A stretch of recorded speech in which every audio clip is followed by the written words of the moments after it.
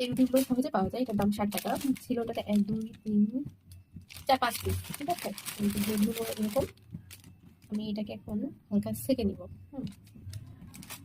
আমি চুলাতে একটু সেকে নিয়েছি। এই পাশে ফিলিং দিব, এই পাশে লাল, আর এই পাশটা যেহেতু পরে বেক করবো এটা নর্মালি রাখছি, ঠিক আছে। আপনি পিৎজা সস দিতে পারেন, আমার কাছে আসলে পিৎজা সস নাই এই মুহূর্তে, যেটা সহজে পাওয়া যায় আর কি, আমি এটাই দিলাম। যেহেতু সকালে খাবার তাড়াতাড়ি করা আর কি, তাই আমি টমেটো সসই দিয়ে দিলাম। পিৎজা সসটা দিলে আরো একটু বেশি ভালো লাগে। রান্না করা ছিল, এটা পিৎজার জন্যই রান্না করা ছিল মূলত। রান্না করেছিলাম, এবার খেয়েছি, মনে হয় যে একটু সকালের নাস্তা হিসেবে খাওয়া যায়। বের করা যে চিজগুলো থাকে সেগুলো এগুলো দিব। আসলে পিৎজার মেন টেস্টটাই আসে এটাতে। আমার কাছে ক্যাপসিকাম বা ইয়ে থাকে, আমি একটু ওইগুলো অ্যাড করতে পারতাম, ওটা একটু ভালো লাগতো আর কি।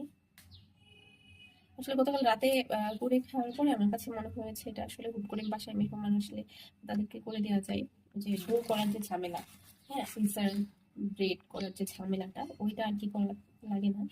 এদিক দিয়ে আমার কাছে খুবই ভালো লাগছে। আপনারা এটাকে দিব, দিয়ে এরপর স্টিলের ঢাকনা দিয়ে ঢেকে দিব। চুলা একদম লো হিটে দিব, এটা আসলে লো হিটে দেওয়াটাই বেটার। লো হিটে হলে নিচের লেয়ারটা ক্রিস্পি হয় আর চিজগুলো গলে যায়, খেতে খুবই ভালো লাগে।